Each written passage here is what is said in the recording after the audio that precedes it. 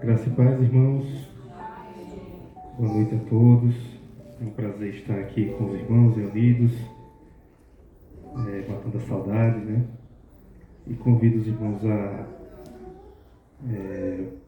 abrirem suas Bíblias para começarmos este culto. No livro de Deuteronômio, capítulo 10.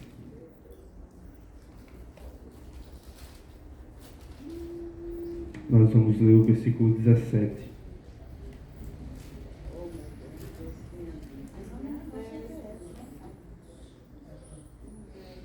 O 17, depois o 20 e o 21.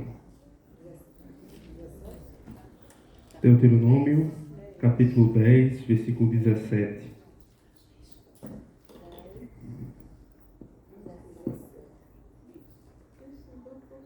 Diz assim: Pois o Senhor, vosso Deus, é o Deus dos deuses e o Senhor dos senhores, o Deus grande, poderoso e temível, que não faz acepção de pessoas, nem aceita suborno. Vamos ao 20. Ao Senhor teu Deus temerás, a Ele servirás, a Ele te chegarás, e pelo seu nome jurarás. Ele é o teu louvor e o teu Deus, que te fez estas grandes e temíveis coisas que os teus olhos têm visto. É interessante que a palavra do Senhor nos mostra vários aspectos sobre Deus. Deus é um Deus tremendo, grandioso e que nós não compreendemos completamente com nossa mente limitada, mas Ele se revela a nós, né, de forma que a gente possa compreender pelo menos ali um pouco a respeito dele, né? E Ele se revela de várias maneiras, mas aqui neste capítulo nós vemos um Deus que é muito grande, poderoso sobre todas as coisas, um Deus que é temível, que, como diz aqui, não aceita suborno, que faz justiça, ou seja, é um Deus justo, puro, santo. E quando eu penso nisso, quando nós refletimos na palavra do Senhor, nós só podemos chegar a esse Deus, né, com muito temor, né? Porque nós reconhecemos o quanto nós somos pecadores, o quanto nós somos limitados, e para nos chegarmos a esse Deus, nós devemos chegar com temor, né? É claro que Ele nos ama, é claro que Ele está conosco, Ele promete grandes coisas para seus filhos, mas quando nós vemos a grandeza dele, nós devemos chegar a Ele com temor. E nós devemos reconhecer sua grandeza, nós devemos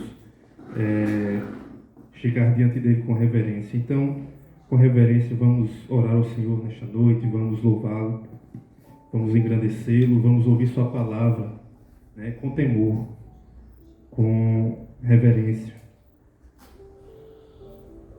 Oremos. Senhor, te agradecemos, Pai, te agradecemos por esse dia que o Senhor nos deu, te agradecemos porque estamos aqui, te agradeço, Senhor, por cada irmão que chegou aqui nesta noite, Pai. Nós te agradecemos pela tua palavra, pela revelação de quem tu és, te agradecemos pela tua obra, Pai, redentora, te agradecemos pela criação, pelas obras de tuas mãos, e também pela salvação dos nossos pecados, Pai. Começamos, Pai, este culto nessa noite em espírito de reverência ao Senhor, porque reconhecemos que o Senhor é um Deus tremendo, grandioso, poderoso, Criador de todas as coisas, Pai. E reconhecemos que somos pecadores, somos pequenos, somos limitados em todos os aspectos que possamos imaginar. Mas o Senhor é bondoso conosco, Pai, o Senhor é gracioso. Só podemos chegar a Ti com gratidão, com alegria, Pai, e reverência, pois o Senhor é o Deus Todo-Poderoso. Nós te pedimos, Pai, que o Senhor esteja conosco neste culto, que o Senhor receba de nós a adoração, Pai, que lhe é devida, e que o Senhor também ministra nossos corações por meio das músicas que serão cantadas, Pai, por meio da palavra que será ministrada. Que possamos sair daqui, Pai, com alegria e por aprendermos mais de Ti, Senhor. E que ao longo desta semana, ao longo de nossas vidas, Pai, no trabalho, em casa, onde estivermos, possamos agir de forma a expressar, Senhor, quem é o Senhor, quem é Deus para as outras pessoas. Que o Senhor esteja conosco nesta noite, Pai, em nome de Jesus. Amém. Vamos louvar o Senhor.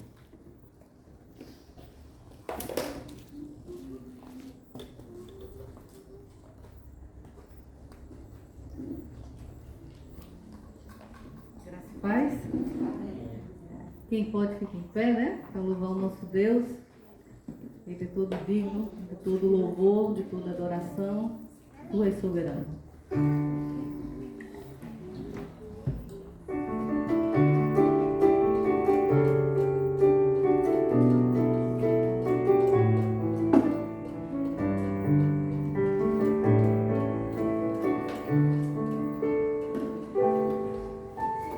Tu és soberano sobre a terra, sobre os céus, tu és Senhor absoluto.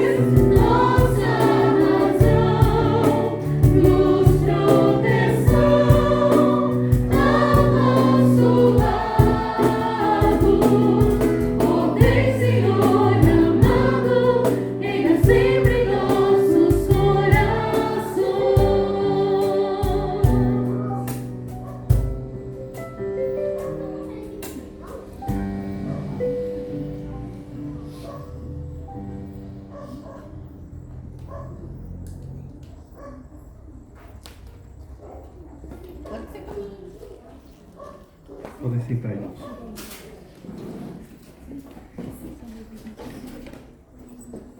Convido os irmãos a novamente abrirem suas Bíblias.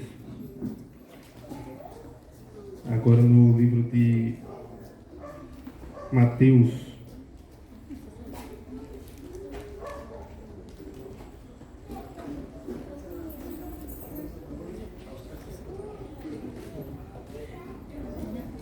Desculpe, não é Mateus não, é João. Livro de João.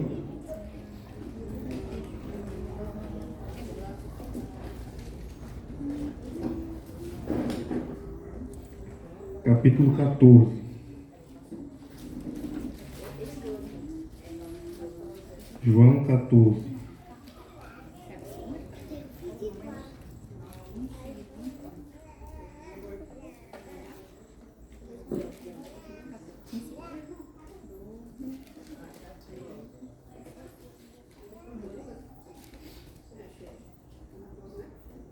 João 14, nós vamos ler a partir do versículo 1 até o 15.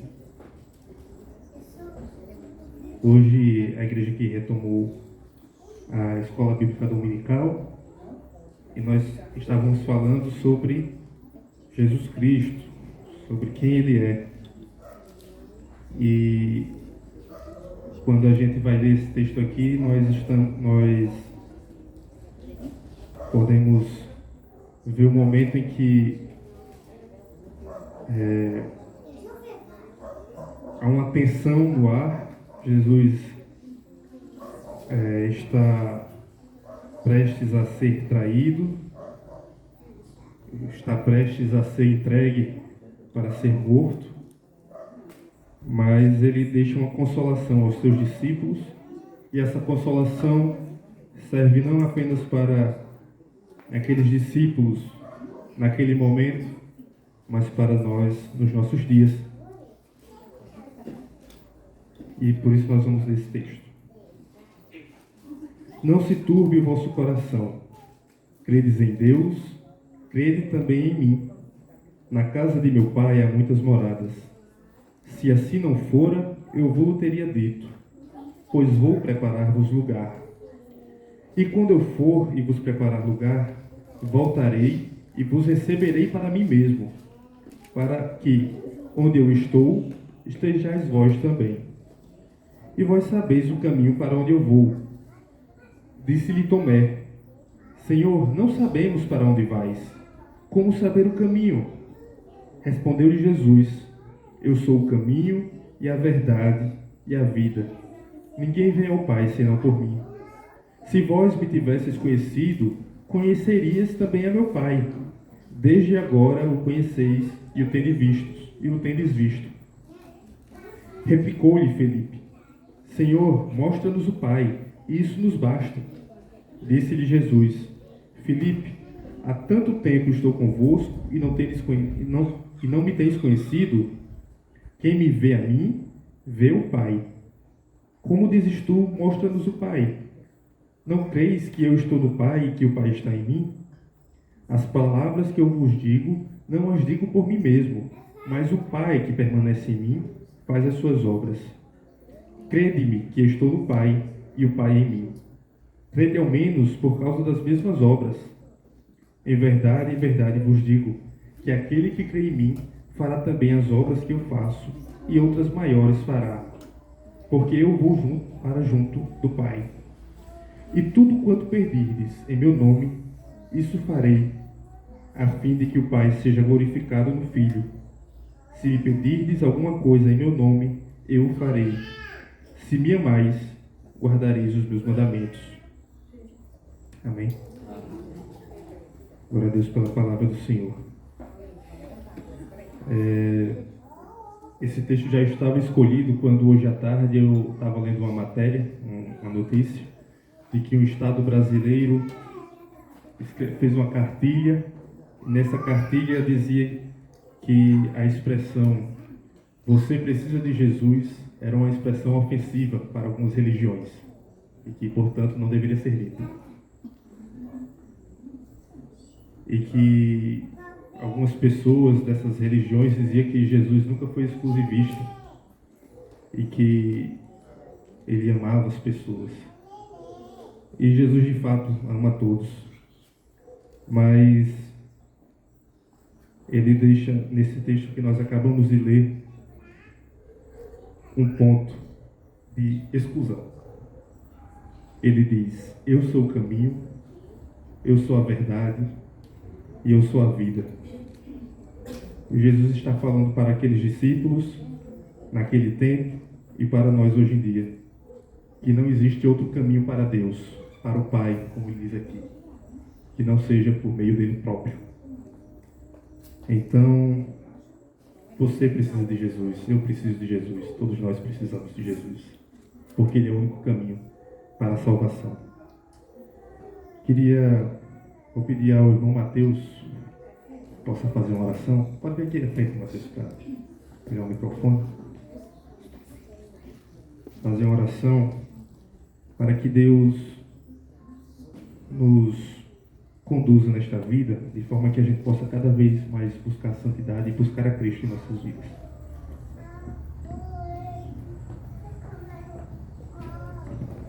Oremos.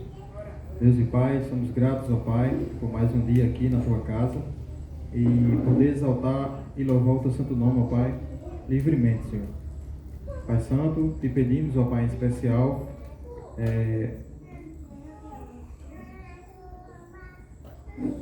por estar aqui, ó Pai, para poder exaltar o Teu nome e pregar a Tua palavra, ó Pai, que só possa nos encher sempre, ó Pai, cada dia mais com a Tua palavra e que nós possamos também ser gratos a Ti, Pai, se entregar, ó Pai, a Ti também, ó Pai. Nós possamos estar sempre em comunhão, ó Pai, com os irmãos e com a igreja, abençoando, ó Pai, cada pessoa que está aqui também, Senhor. Te peço essas coisas e te agradeço, em nome de Jesus Cristo. Amém.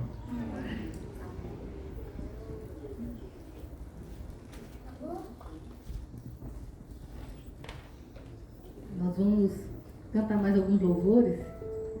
E esse próximo é aquele digno de honra, digno de glória, porque ele realmente é exclusivo. O mundo queira ou não, mas nós cremos no que a palavra de Deus diz, que ele é o único digno de ser louvado e adorado.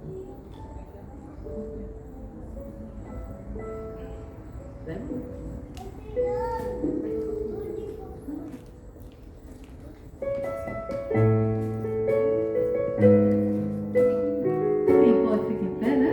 Para louvar o Senhor, se você pode. Se não pode até sentar.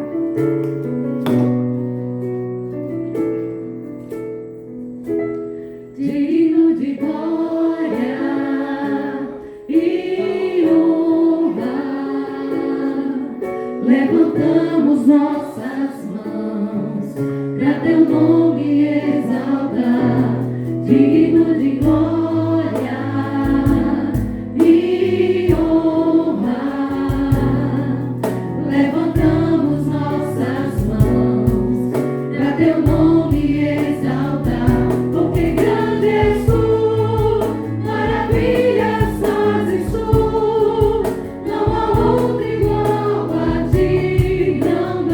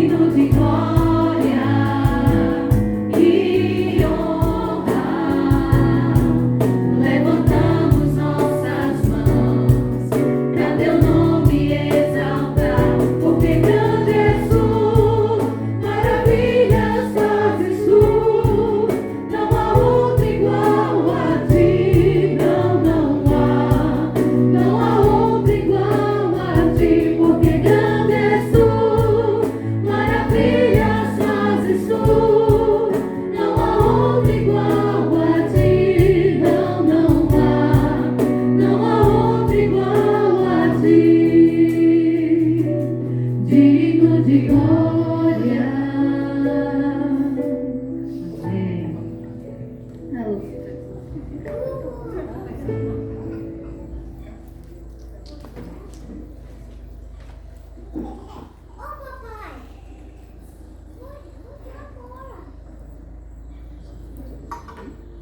sentar, irmão.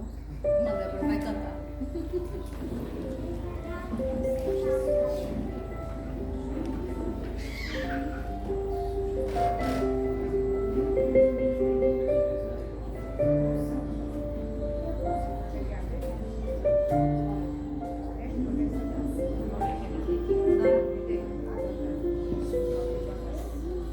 Boa noite, irmãos. Eu estou aqui nervosa, mas não poderia deixar que o meu nervosismo deixasse de louvar o Senhor. Sou grata a Deus pela minha vida, pela vida da minha família. E estar aqui também, mais um motivo, porque com a minha voz eu posso louvar o Senhor. Os irmãos sabem que acho que é um ano, quase um ano e meio, fiz uma cirurgia. E graças a Deus, eu hoje estou aqui para louvar o Senhor. Amém.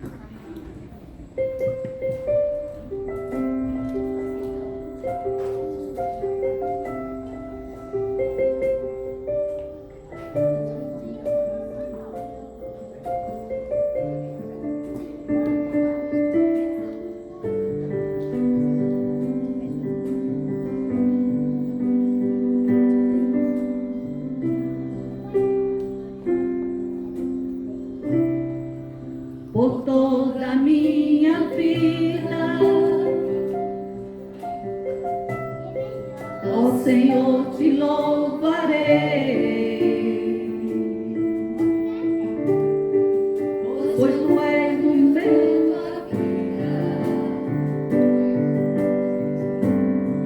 e nunca me cansarei. Posso ouvir a tua voz, é mais doce do que o mel, que me tira dessa cova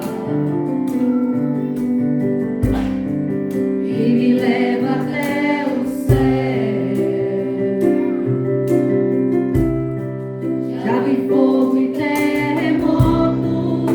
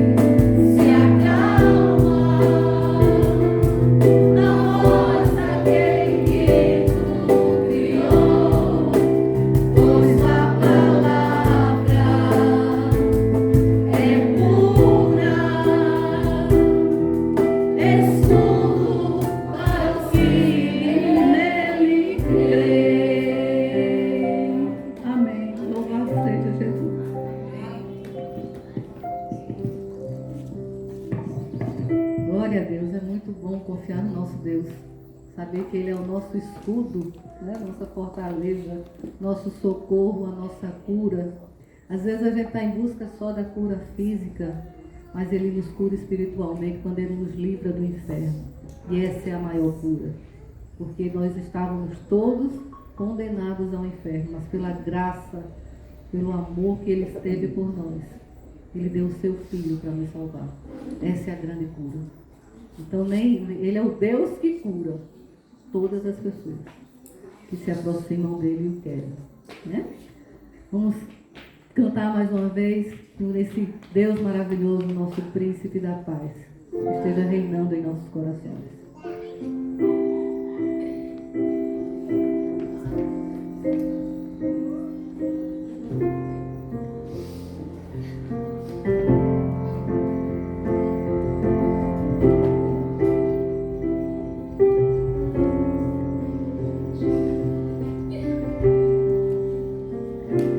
Tu és o príncipe da paz, tu és o desejado das nações, só tu tens palavras de vida, esperança para os nossos corações.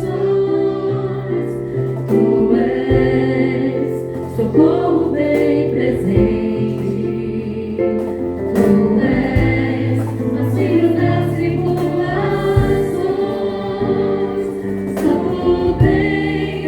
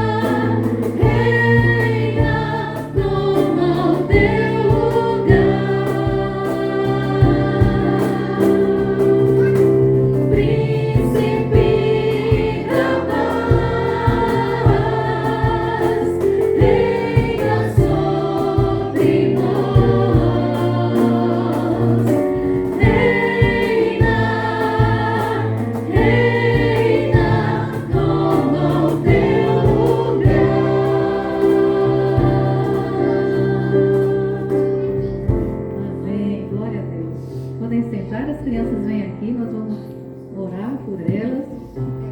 Elas vão continuar o culto lá atrás, na salinha, né?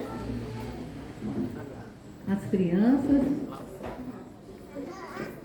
Não, água não. Meu Deus. Vamos lá, as nossas crianças. Pega a mão dela. Aqui, aqui. Meu, pega a mão dela. As crianças parecem que estão com Mas não vai ajudar, elas estão no meio do Mel. caminho e vão chegar aqui. Elas chegam.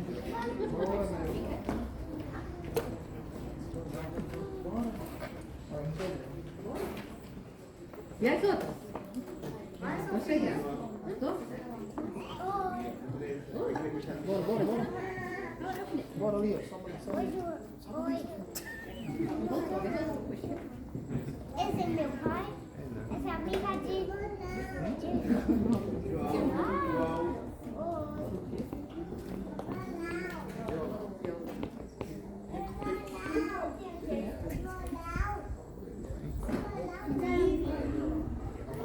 Muito bem, estamos aqui com a tropa completa. Tudo certo? Tudo bem aí? Então vamos orar, né? Agradecemos, Senhor, por estas crianças que estão aqui conosco.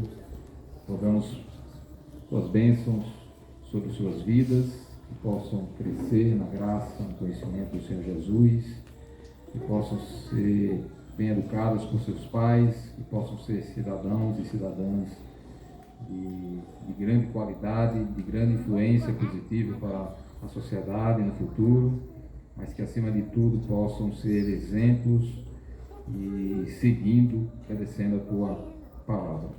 E a tua graça seja sobre todos nós, em nome de Jesus. Amém. Amém. Muito bem. Quem vai com a nossa turma? É Helena que faz, certo? Vocês vão passar para ficar aqui atrás daqui a pouco. Não, Maria Oliva, não faça isso na frente desse povo, não. Ele vai.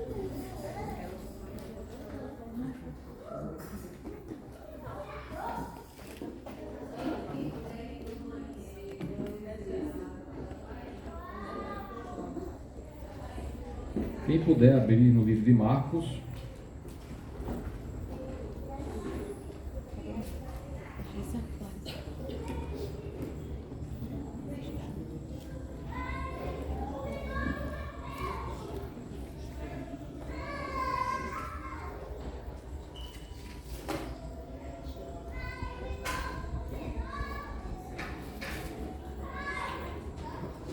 Marcos capítulo 8, lá pelo versículo 31, nós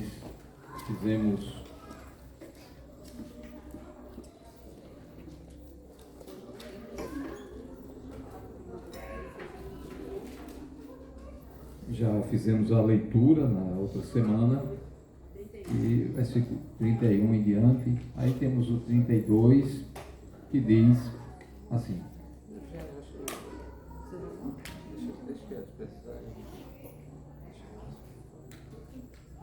e diz assim o versículo 32: e isto ele expunha claramente, mas Pedro, chamando-o à parte, começou a reprová-lo. Jesus, porém, voltou-se e, fitando os seus discípulos, repreendeu a Pedro e disse: arreda, Satanás, porque não cogitas das coisas de Deus, e sim das dos homens. Que o Senhor nos ajude a compreender sua palavra e não só compreender, mas também obedecer a sua palavra, que foi o que ele ensinou.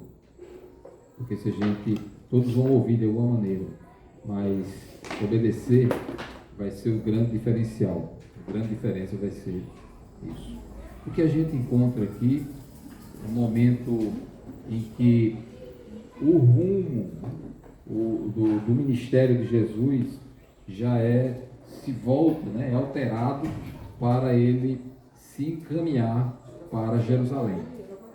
Então ele estava agora nos seus momentos, vamos dizer assim, de encerramento do seu ministério, e ele está começando a preparar os discípulos para acontecimentos importantes e precisaria de uma preparação até mais intensa, mais forte, para que eles enfrentassem aquele momento que estava chegando, que era um momento da crucificação, da morte de Jesus. Isso é uma coisa muito dramática, e morte, quando se fala em morte, a gente sempre um impacto, né? Parece que a gente tem uma resistência muito grande à morte, porque realmente nós não fomos feitos originalmente para morrer. Então é difícil aceitar isso, mas o pecado entrou no mundo e isso causou realmente o grande problema da morte. O grande dilema do homem é isso, é a morte. E Jesus veio para realizar uma obra importante, veio cumprir uma missão, e ele, no versículo anterior, que é o 31, ele explicava que era necessário que ele fizesse isso, que ele fosse para Jerusalém, e ali ele sofresse muitas coisas, houve muita humilhação, muito sofrimento da parte dele, acusações injustas, era necessário que assim fosse, e que ali ele padecesse um sofrimento de tal maneira, e uma rejeição tal, que levaria ele até a morrer. Ele seria levado à morte. Mas não deixou de enaltecer o final, que o final ainda não era a morte. Teria algo maior depois da morte, que era a ressurreição. Ele nunca deixou de enfatizar que mesmo depois da morte ele ressuscitaria. E esse era o ensino que ele começava a apresentar para os discípulos. Diz o versículo 32, que ele expunha isso claramente. Ele já não estava usando linguagem de parábolas, de comparações, fazendo uso de algumas figuras de linguagem, mas ele está mostrando isso para os discípulos de forma clara, de forma bem explícita para eles, com palavras bem claras. É necessário que assim seja. E a gente chega a deduzir diante de tudo que acontece na Escritura, de tudo que está registrado na Escritura, de que essa necessidade de Jesus, não que ele tivesse essa necessidade, ele não disse que eu tenho a necessidade, ele disse que é necessário. Essa necessidade é decorrente da situação do homem, a situação de pecado generalizado, ou generalizada a situação, né? E que o homem não tinha, por suas próprias forças, algum meio de se recompor diante de Deus, de se reconciliar diante de Deus. Não há qualquer homem ou mulher, qualquer pessoa neste mundo que tenha a capacidade, ou alguma habilidade, ou algum recurso, ou algum mérito, alguma virtude que seja suficiente para agradar a Deus de tal modo que aquilo ali pague o preço do seu pecado, ou dos seus muitos pecados. Não existe nada. Por isso que Jesus disse, é necessário. Só o sangue, só a morte do inocente podia fazer isso, que era a morte de Jesus.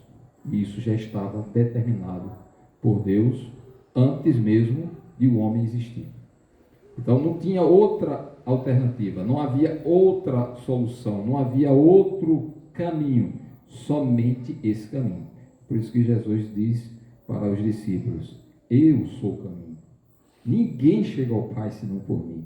Como é que as pessoas vão dizer coisas do tipo, você não pode dizer que as pessoas não precisam de Jesus, né? O absurdo diz, é claro que precisa.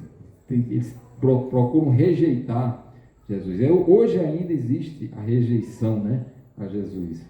E ainda que do ponto de vista humano as pessoas tenham esse direito de escolher, né, mas para a salvação ele não tem outro caminho, ele não tem outra alternativa, não existe uma outra solução, somente essa. Por isso que Jesus dizia isso, é necessário. Então, e ele fazia isso com clareza, e era um ensino, não era só uma profecia, ele estava só fazendo uma predição, dizendo alguma coisa que iria acontecer, mas era algo que ele estava ensinando. E esse ensino certamente passava pelas coisas da Escritura do Antigo Testamento, que era o que eles tinham à disposição deles. E que o homem pecou e era necessário que o sangue do Cordeiro de Deus, o sangue daquele que é o Messias, o Cristo de Deus, deveria realmente ser derramado, mas que no terceiro dia ele ressuscitaria, dando clareza a ideia de que Deus aceitaria esse sacrifício como pagamento, como redenção do pecado do homem. Então, Jesus realmente fala disso. E sempre ele fala do sofrimento e fala das glórias. E a pergunta que a gente deixou, e vou voltar para a gente fazer aquele ponto de reflexão: como é que os homens e como é que nós respondemos a essa obra de Deus, ele se fazer homem e vir morrer em nosso lugar? Como é a nossa resposta? Como nós respondemos? Como nós agimos diante desse fato, diante desse ato, dessa obra penosa da parte de Deus? É uma coisa que nós devemos pensar. Como nós temos reagido diante disso? Se a gente tem sido fiel ao Senhor, temos rejeitado também isso, temos agido como as pessoas do mundo, temos agido com fidelidade ao Senhor, honrando aquilo que Ele fez por nós e recebendo essa grande salvação e vivendo de modo digno dessa salvação. Essas são coisas que a gente precisa responder para nós mesmos diante de Deus, né? Era difícil para um judeu como Pedro e os demais discípulos aceitar a ideia de um Cristo sofredor, de um Cristo derrotado, de um Cristo que morreria. Seria um negócio meio louco, porque a ideia que se tinha, principalmente baseada nas Escrituras, é que o Messias, ou o Cristo, viria em poder, viria em glória, redimiria Israel, livraria Israel dos inimigos dele e reinaria de forma definitiva para sempre. Seria um grande vencedor, um grande vitorioso, e essa era a expectativa. Lá no livro de João, capítulo 12, versículo 24, a multidão replicou a Jesus, diz: nós temos ouvido, o ensino que a multidão recebia, nós temos ouvido da lei, ou seja, dos livros do Antigo Testamento, especialmente os livros de Moisés, que o Cristo permanece para sempre. Era o que eles ensinavam aos judeus. E como é que você diz, falando com Jesus, né, ser necessário que o Filho do Homem seja levantado? Quem é esse Filho do Homem? A identidade de Jesus estava sendo questionada aí também. Mas, ao mesmo tempo, eles não tinham uma compreensão completa da Escritura, de modo que eles entendiam apenas que ele era um grande herói, que seria um grande herói, um grande vitorioso, um grande militar, um grande imperador, né? Mas no início, Deus já tinha dado um indício daquilo que aconteceria, de que o Cristo, ou o Messias, o ungido de Deus, seria o quê? O descendente da mulher, que pisaria na cabeça da serpente. No entanto, ele também seria ferido no calcanhar. Então o Messias teria uma grande vitória, sim. O Cristo seria um grande vitorioso, será. Era essa promessa lá em Gênesis. No entanto, ele também será ferido. Então, a profecia já indicava isso, né? No Antigo Testamento já indicava isso. Só que os profetas do Antigo Testamento também falaram isso. Isaías capítulo 53, quando a gente vai lendo todo aquele texto de Isaías 53, a gente vê um Messias sofredor, ou aquele que sabe o que é sofrer, um homem de dores, que sabe o que é padecer, foi tirado da vida do mundo dos viventes, aquela coisa toda, foi um sofrimento, a gente não via ele, não via a forma, a gente ignorava, ele era deformado, o sofrimento que ele vivia, né? E no livro de Atos aí é quando mais para frente, né, os apóstolos já começam a entender, já entenderam na verdade. Aí ele diz, o apóstolo Paulo diz em defesa, num momento de defesa dele, né, ele diz: isto é, que o Cristo devia padecer e sendo o primeiro da ressurreição dos mortos, anunciaria a luz ao povo e aos gentios. Então a pregação dos apóstolos era mostrando que no Antigo Testamento havia sim a previsão do sofrimento, mas no entendimento não só dos judeus, mas principalmente dos gentios, dos estrangeiros, seria loucura, não faz sentido ser um salvador morto, um salvador crucificado, um salvador fraco, que vai para a cruz e que é derrotado, que vai para a sepultura. Seria coisa louca. Nesse mesmo momento em que Paulo está apresentando a defesa dele em relação àquilo que ele pregava, aí o governante diz assim: estás louco, Paulo, isso é loucura, não existe isso. Então as pessoas já tinham esse entendimento, isso é loucura ter um herói fraco. Como é que o herói é fraco, né? Aí por isso que alguns estudiosos dos judeus diziam assim: não, então são dois Messias, porque esse de Isaías 53, que fala que ele é fraco, que ele vai sofrer, que ele vai morrer, que ele não sei o quê, é um Messias. Mas o outro, que é grande vitorioso, grande guerreiro, que vai reinar para sempre, já é um outro Messias. Eles entendiam até assim, né? Mas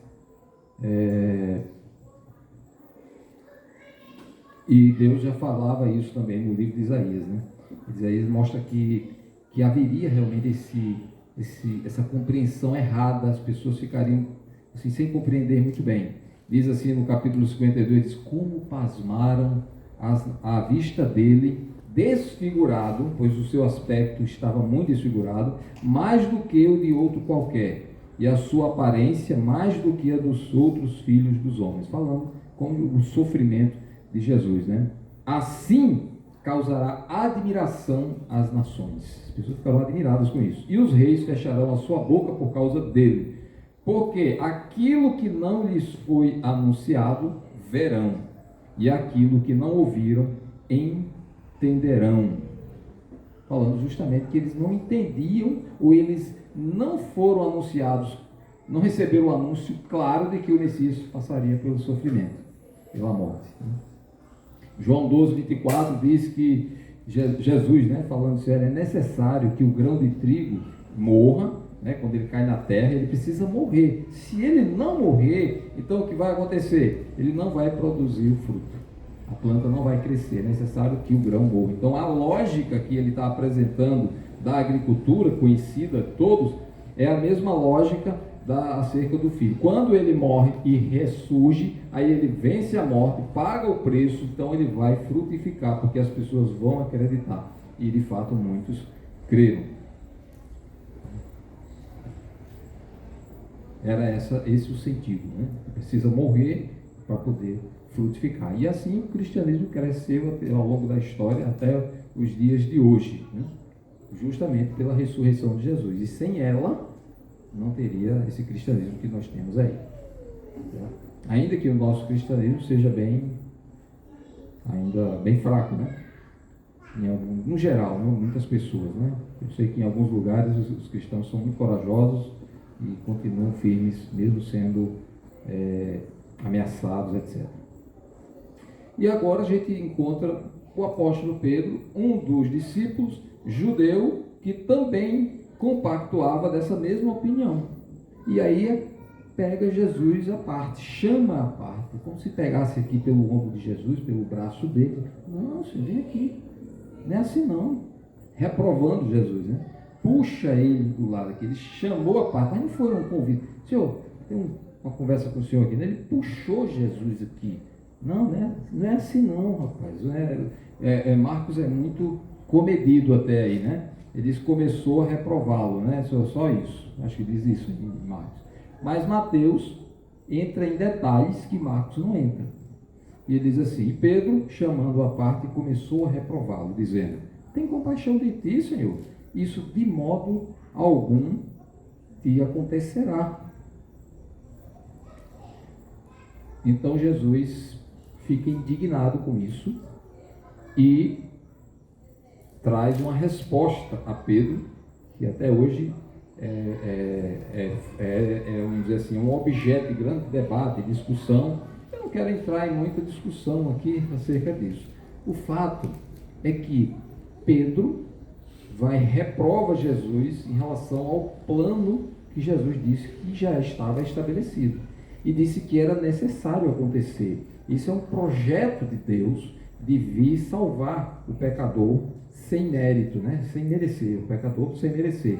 E Deus estabeleceu assim que seria necessário, Jesus veio para isso. E agora Pedro, com essas palavras, está dizendo assim, não, você não vai passar por isso não. E Pedro foi tão corajoso e manteve mais ou menos essa ideia, até no Getsemane, quando pegou aquela espada lá, né? E ainda cortou a orelha de um homem lá, quando chegou para prender Jesus, né? Ele estava tão firmado nessa ideia de que o Messias, ele talvez acreditasse que Jesus ainda iria aceitar o reino, né? Assumir como rei e tomar conta ali de Israel e corajosamente livrar o povo ali da opressão romana. Mas não foi isso que Jesus fez. Jesus reprova. Agora, esse tipo de palavra ou de ato de Pedro é bem parecido com o que aconteceu no início do ministério de Jesus, quando ele é impelido, foi empurrado pelo Espírito de Deus mesmo, para ir para o deserto. E no deserto ele foi ser testado ou tentado pelo diabo. E quem acha que o diabo não existe, né, pode estar sendo enganado aí, e caindo nas armadilhas dele sem perceber. E uma das armadilhas que o diabo colocou foi essa de justamente livrar Jesus, ou livrar o Messias, do sofrimento. Ele veio, ele é o rei dos judeus. Jesus disse para Pilatos, eu vim para isso, eu sou o rei, né? E agora ele ia ser testado pelo diabo, e o diabo disse, não, se você é filho de Deus, ora, eu tenho todos os reinos já à minha disposição, eu já exerço influência nos reinos. As pessoas pensam que não, mas o mundo, o Estado, os estados, né, os países, as nações, recebem influência do inimigo. Satanás aqui, ele fala que é adversário, né, ou inimigo, ou acusador, ele já exerce poder sobre os países, sobre as nações. Ele tem influências no sentido justamente de fazer com que o povo, os governantes, editem leis contra as coisas de Deus, que façam coisas contrárias, que aceitem qualquer coisa de depravação, que pegue a criatura de Deus que foi feita, que foi criada à semelhança de Deus e posicione essas criaturas como sendo bichos, como sendo animais, como sendo, né, depravando essa criatura, tirando a imagem de Deus cada vez mais dela. É um homem feito a imagem de Deus, mas a gente vai fazer o seguinte, a gente vai deixar essa criatura no chão, na lama, ele não vai nunca se parecer com Deus. Então os governos são influenciados também por isso, para permitir leis que admitem que o homem se deprave, e assim, ou obrigue, né? Às vezes não é só admitir, a tendência é obrigar, né? E obrigar o homem a se afastar de Deus. E ele diz, eu já tenho os reinos, você não vai ser o rei, eu já tenho isso. Você não precisa, eu lhe dou os reinos, você já vai ser o rei. Você não precisa passar pelo sacrifício. Você veio para pagar o preço, não sei o quê, e para assumir o reinado aqui, a autoridade sobre o povo de Israel, do mundo todo. Não precisa, rapaz. Eu já tenho isso e lhe dou. Basta você se dobrar perante mim. Você vai simplesmente me cultuar, vai se dobrar, dizer que eu sou superior, que eu sou o Senhor. Simples assim. Você não precisa passar pela cruz, não precisa passar pelos sofrimentos, não precisa ser rejeitado pelos sacerdotes, pelos anciãos, pelos escribas, pelos fariseus, ser crucificado pelos romanos. Nada disso. Eu lhe dou tudo isso. Esse foi um teste para o Messias. Espera aí, você veio com essa missão, vamos testar você agora. Você veio mesmo para essa missão? Você vai cumprir essa missão? Você está pronto para começar, continuar, chegar ao final, no momento mais difícil, e você ainda assim enfrentar e terminar e concluir a sua missão? Porque se Jesus não faz isso, qual seria o grande problema? Bom, primeiro, ele iria ferir a própria natureza divina, né? de adorar a criatura ao invés do Criador. Mas teria uma consequência muito danosa, né, para os homens, porque os homens não tinham Salvador. Os homens tinham os animais que simbolizavam o Cristo que viria, o Cordeiro de Deus que matava lá e tal, mas não tinha o Salvador. E se Cristo não morre em nosso lugar, qual é a esperança que o homem teria?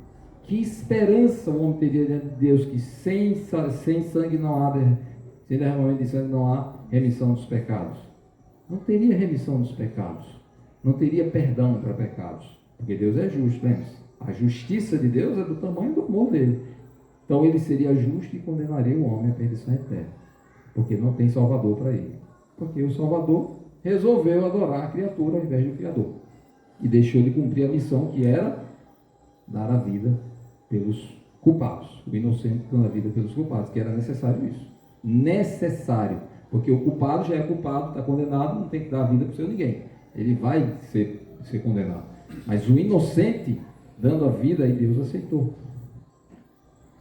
Então não teria chance para os pecadores homens, né? Mas Jesus repreendeu Satanás, a mesma maneira como ele repreendeu Satanás, arreda, afasta-se, longe, distancie-se, vai para longe de mim. Foi a mensagem que ele passou aqui diante de Pedro e dos discípulos. Porque isso não é cogitar das coisas de Deus. O plano de Deus estava estabelecido. O plano de Deus era o sacrifício e depois a glória. Era o sofrimento e depois a ressurreição, a glória eterna.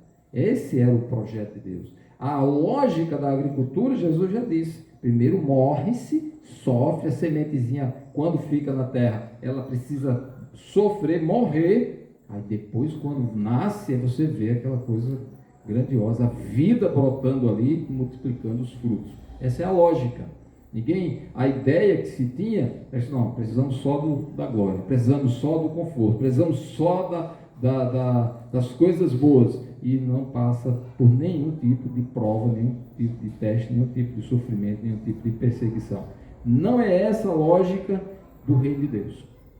Não é essa a lógica do reino de Deus. Você já está vendo que até no nosso país, que a gente tanto enaltecia, que era liberdade para pregar o Evangelho, já não está tendo tanto, né? Já vinha com pressões, e essas pressões tendem a aumentar ao longo do tempo.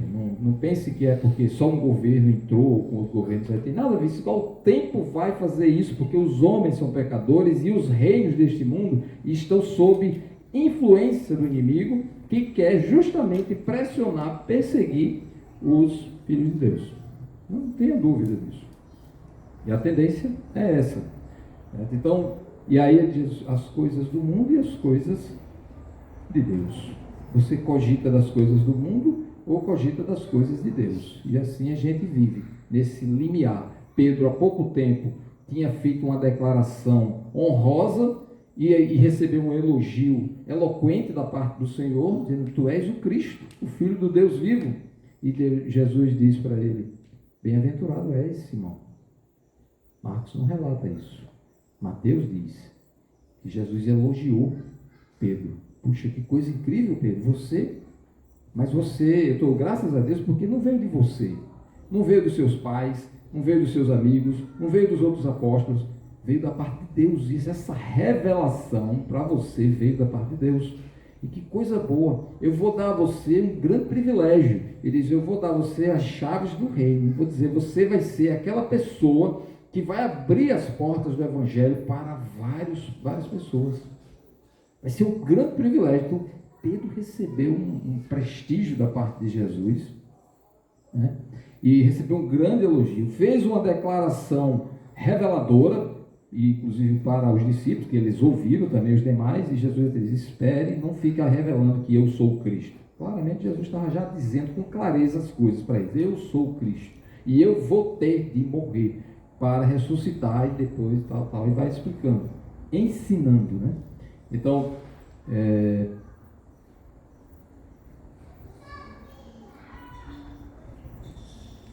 isso eram as coisas de Deus. O plano de Deus era esse. Qual é o plano do mundo?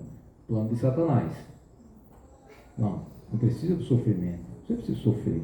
Você não precisa entregar a sua vida para morrer, para receber o reino de Deus. Não tem esse negócio não. É viver feliz, viver bem, não precisa ter nenhum tipo de perseguição. Isso não é da Escritura, não é do plano de Deus.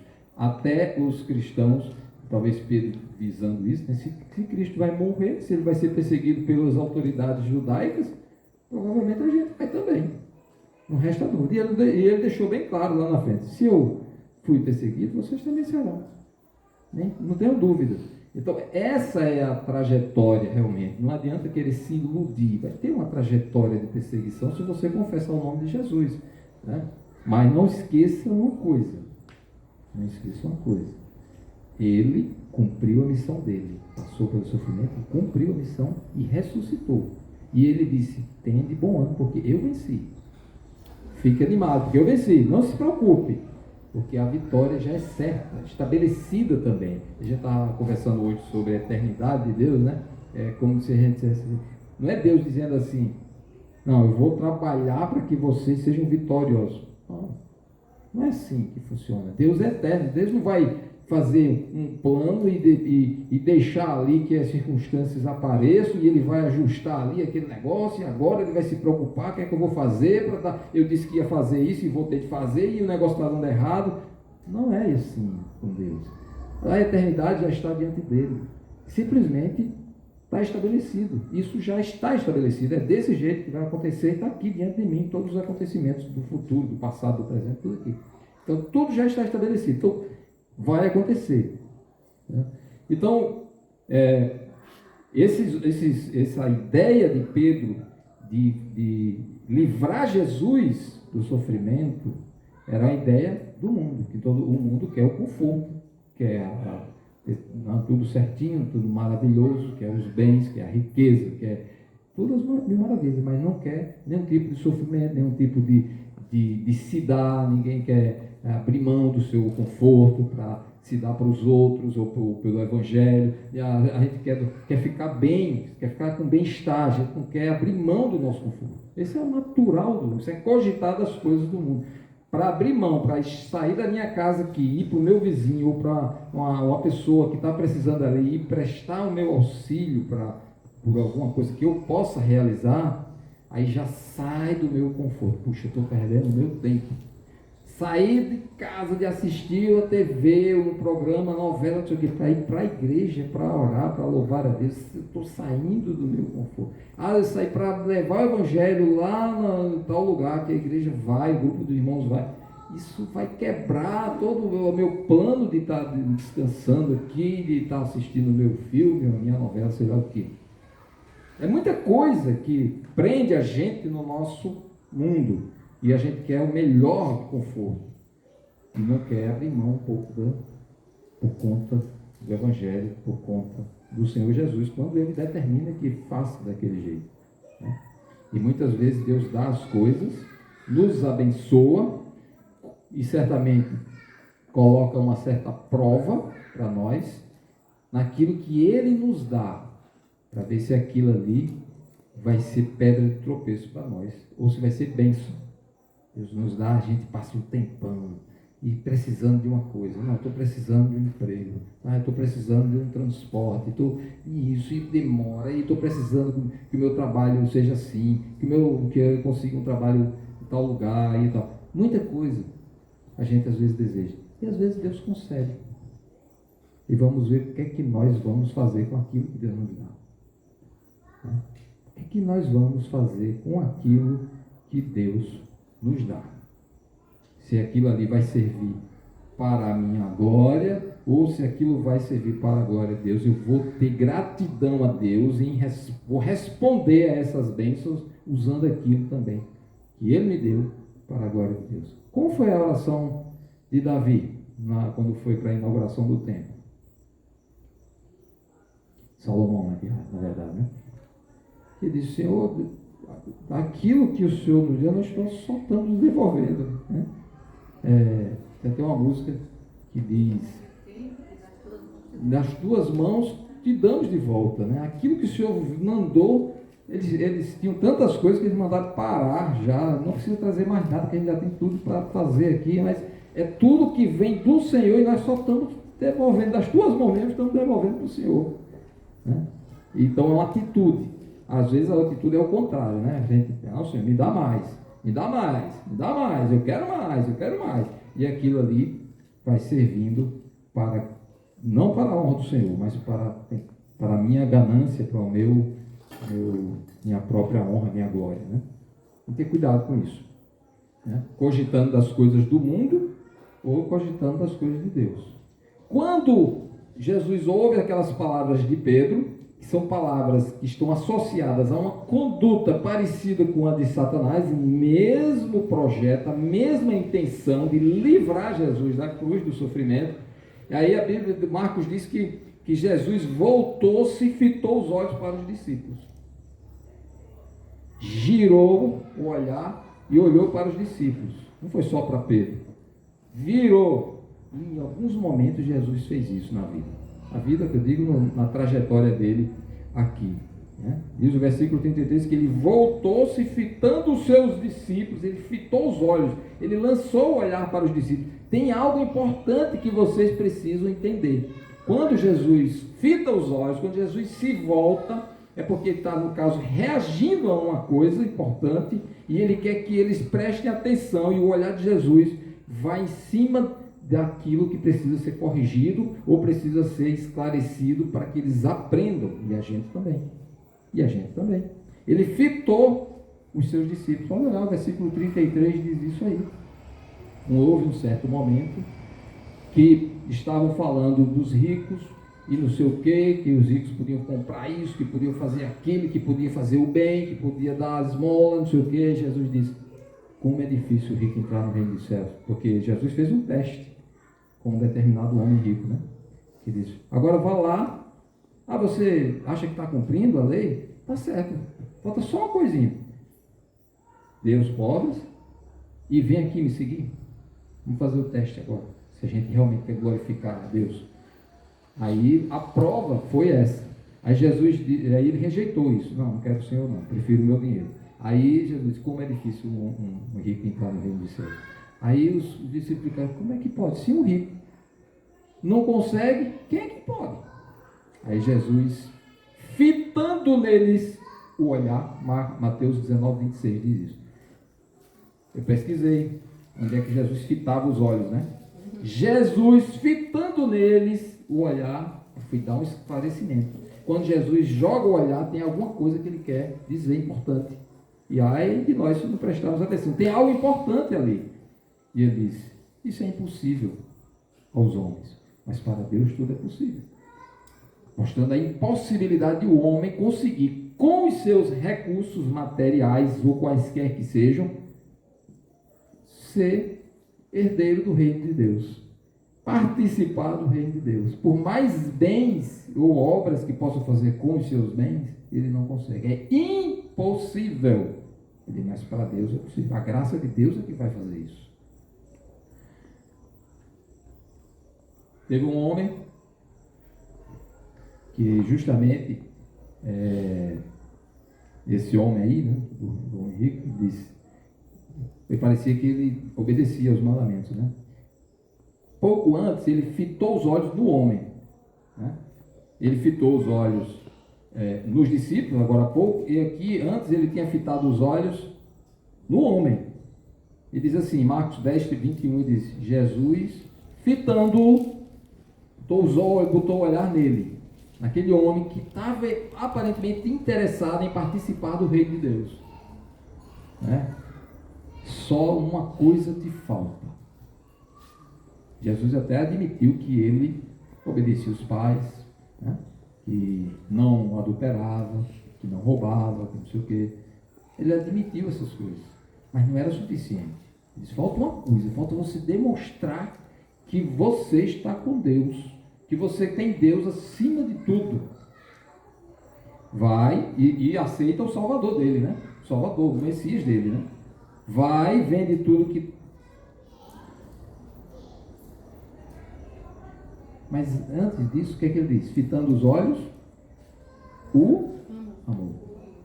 a compaixão dele, né? Ele não deixou, então, a pessoa sem orientação.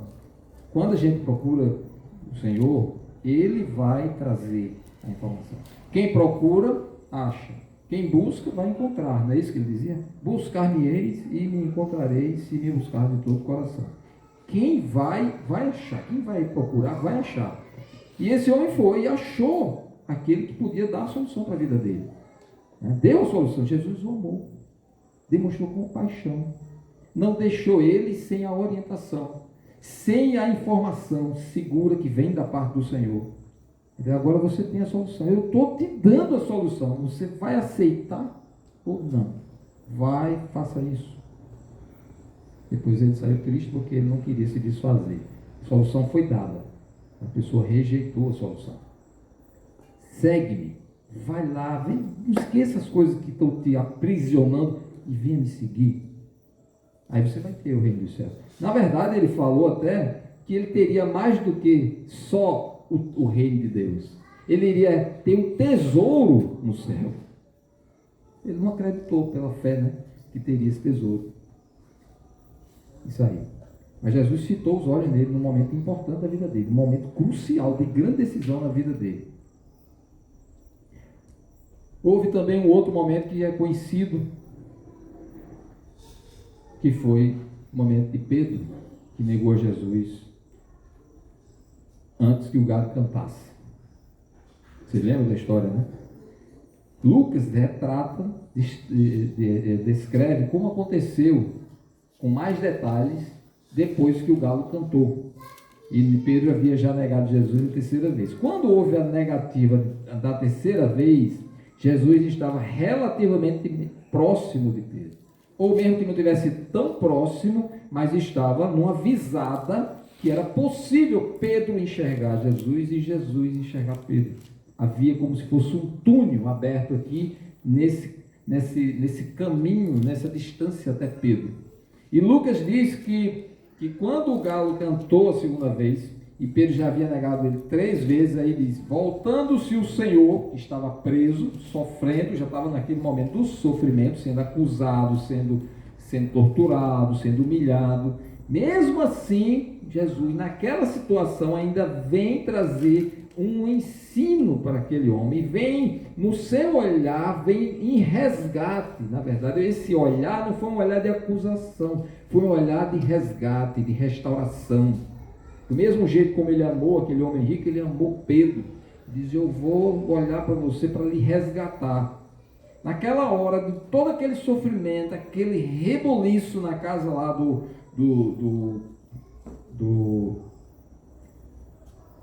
sumo sacerdote, Lucas diz que voltando-se o Senhor fixou os olhos em Pedro. Naquela situação. E Pedro se lembrou, que olhar abençoado, né? Quando ele olha para Pedro, mesmo naquele sofrimento, ele vai para olhar para Pedro. E Pedro se lembrou. Um olhar que trouxe a memória. Quão bom se a gente sempre lembrasse das coisas, né? Dizendo aquilo que Deus já disse para nós, aquilo que já foi feito em nosso favor. Pedro se lembrou da palavra do Senhor, como lhe dissera, hoje 3 vezes me negarás antes de cantar o galo. Aí ele lembrou. A lembrança traz grande restauração e a gente sabe o que aconteceu ao longo do tempo com Pedro, né? No Antigo Testamento, Deus já dizia, olhai para mim e sede salvos. Olha para Deus. Busca o Senhor e sejam salvos. Alguns homens, grandes homens de Deus, no passado, né, no início da história da igreja, depois de uma trajetória de fidelidade, de uma trajetória de intensidade na obra do Senhor, participando daquele início da igreja, um dos homens chamado Estevão, atuante, né, a pessoa, um movimento ali, um dos que organizavam aquela história depois que os discípulos tiveram dificuldade com as mesas, né, de distribuir as coisas com as pessoas, ele estava lá, participou disso. Não, eu vou ajudar. Estava lá servindo, estava com uma capacidade tão grande, uma sabedoria tão grande, e que ele defendia o Evangelho de uma forma impressionante que deixava as pessoas admiradas. Eles não resistiam às palavras de Estevão. Mas ele foi realmente assassinado ali no início, né? Pregando o Evangelho, mas no final ainda, aquele que é fiel, que vai sendo fiel ao Senhor ao longo da sua trajetória de vida, ele também, não somente vai ter o Senhor fitando os olhos para ele naquele momento final, ele também vai fitar os olhos para os céus, mesmo que esteja na dor, na dificuldade, mas no íntimo ele vai ver, ele vai ter uma visão melhor, vai ter uma visão do refúgio que vai ter, do refrigério que vai ter, como se Deus estivesse dizendo, ou Cristo dizendo assim, muito bem, vem para cá, né? Você já cumpriu a sua parte, mesmo que tenha passado aí pela dificuldade, né? E foi isso que aconteceu com Estevão, né? Mesmo naquela dificuldade, sendo apedrejado, diz a Bíblia que ele fitou os olhos no céu e viu a glória de Deus e Jesus, que estava à sua direita, né?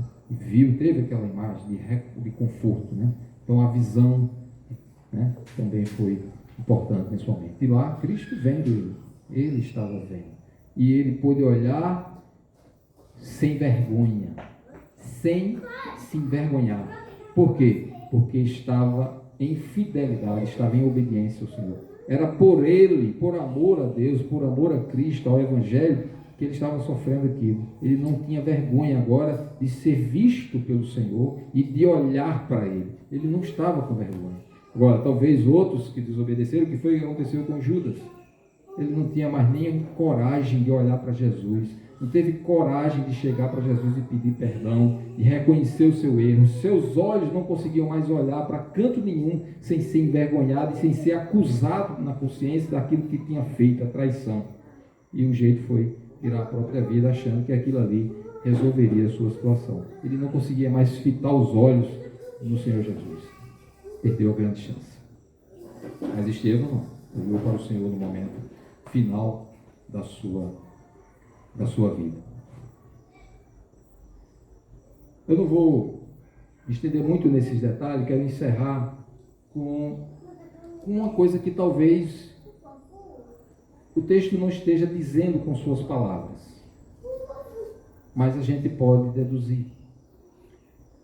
Segundo os pais da igreja, quando a gente chama os pais da igreja, são aqueles primeiros cristãos que viveram no primeiro século ali, né? A igreja tinha os apóstolos, e os apóstolos pregavam o evangelho, e tinha outros irmãos que creram no testemunho dos apóstolos, ou no testemunho do Senhor Jesus, e já faziam parte da igreja no início, e foram testemunhas das obras dos apóstolos, e alguns conheceram o evangelho ao longo daquele século ali, né?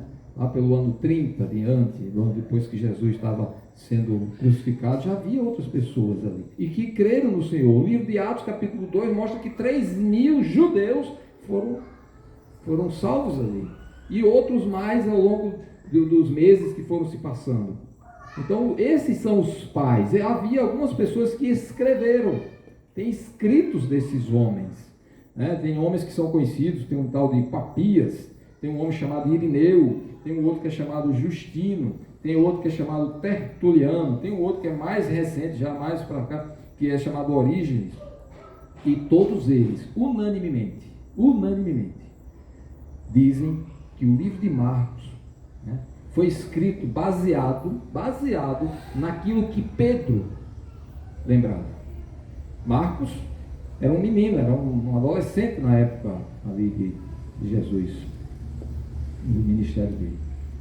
E depois que Jesus, né, sobe aos céus e tudo, mais para frente, ele entra nesse grupo de cristãos e trabalha ali com Paulo, trabalha com Barnabé, um grande parceiro deles, né? Mas esses homens, ministros da igreja, dizem que quando ele foi escrever esse relato do evangelho, da vida de Jesus, ele se baseou na história que Pedro contava. E ele certamente se sentou com Pedro, ou caminhou com Pedro, ou estava conversando o tempo todo com Pedro, e ali Pedro ia despejando para ele as memórias, aquilo que Jesus fez, aquilo que Jesus falou. Mateus foi testemunha, ele viu, né? Viu muitas coisas lá, mas Marcos não. Marcos não foi testemunha. Alguém falou para ele, né? E Mateus entra num detalhe que Marcos não entra. A gente já ressaltou aqui um pouco antes, né? Que Pedro foi elogiado por Jesus.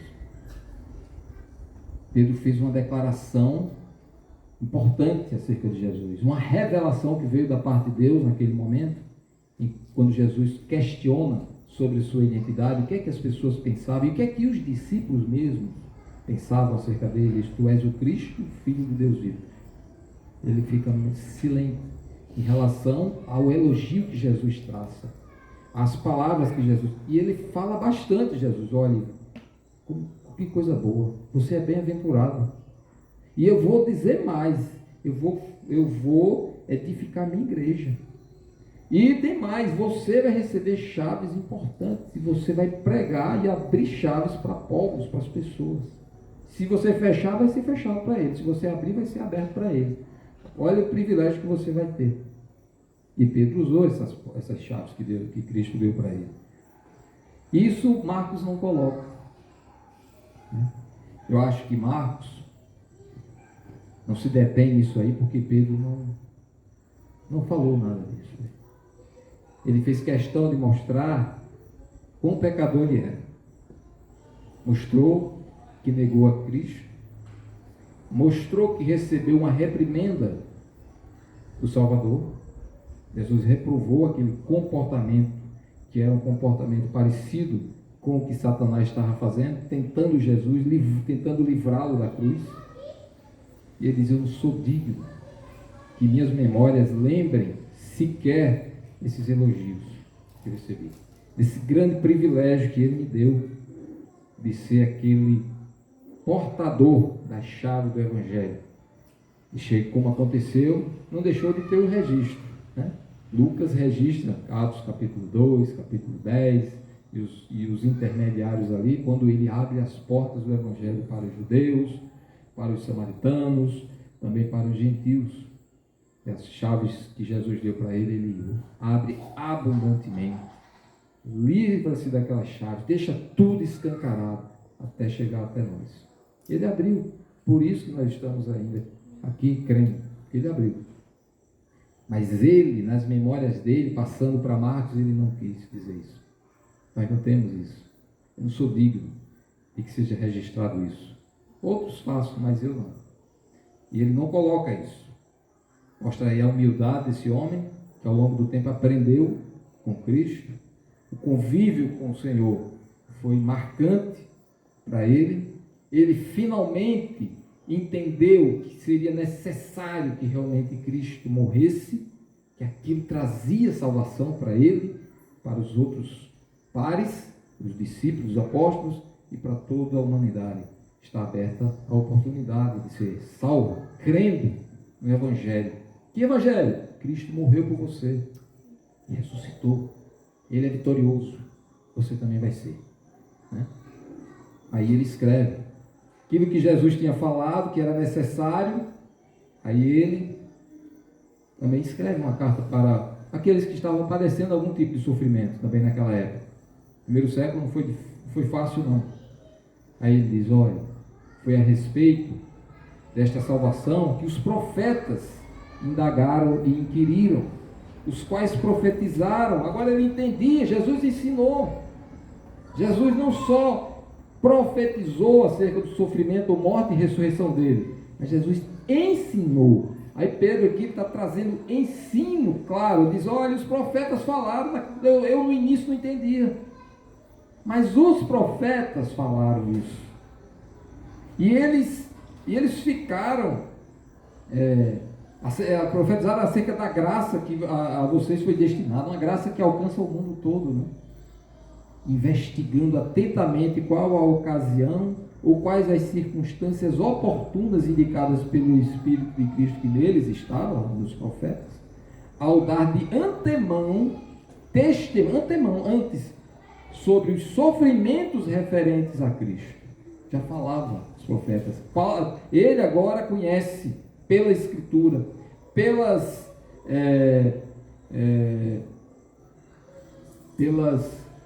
profecias do Antigo Testamento, que realmente era necessário aquele sofrimento todo de Jesus. Mas ele não para por aí. Pedro, do mesmo jeito como Jesus, diz: não para o sofrimento por aí.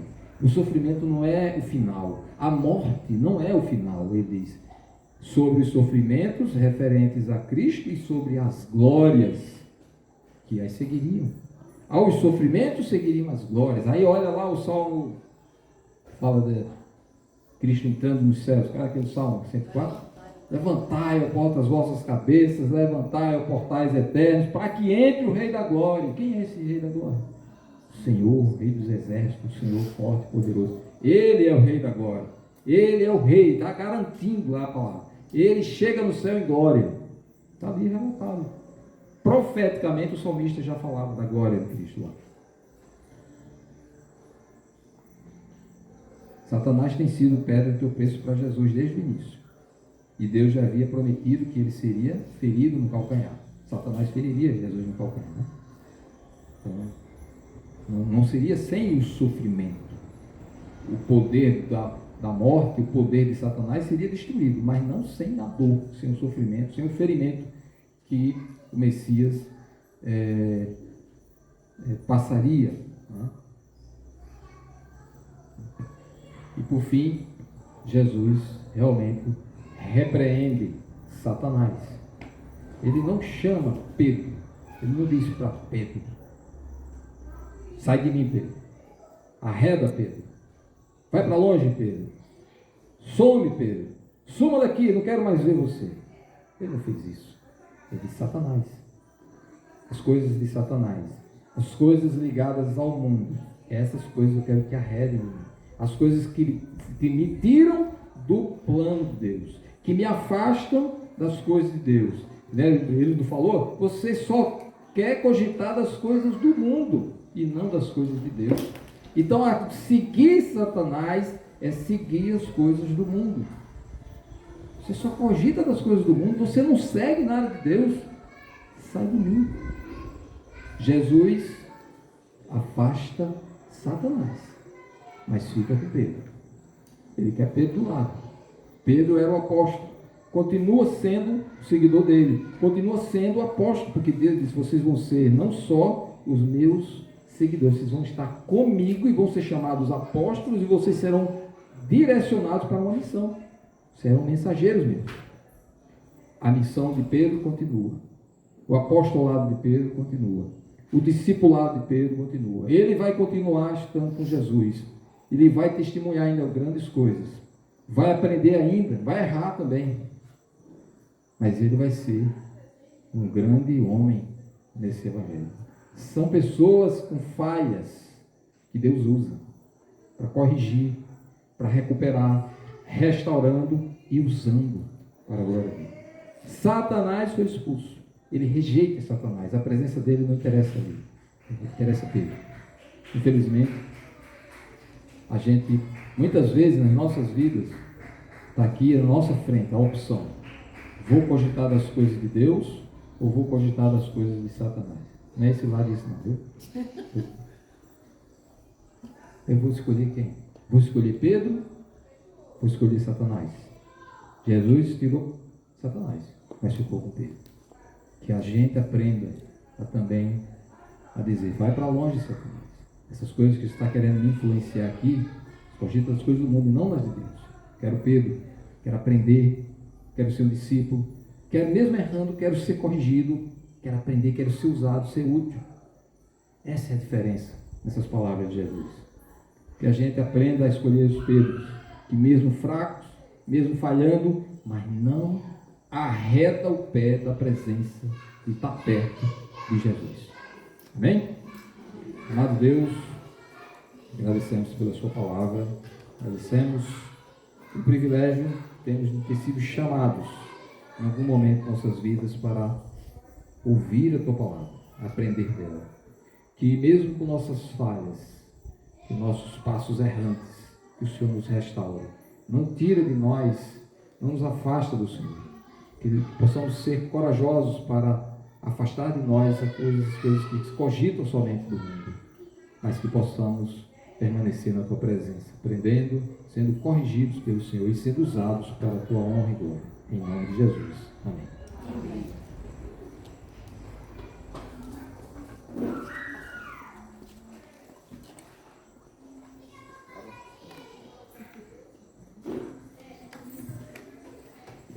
Nós vamos terminar esse momento aqui.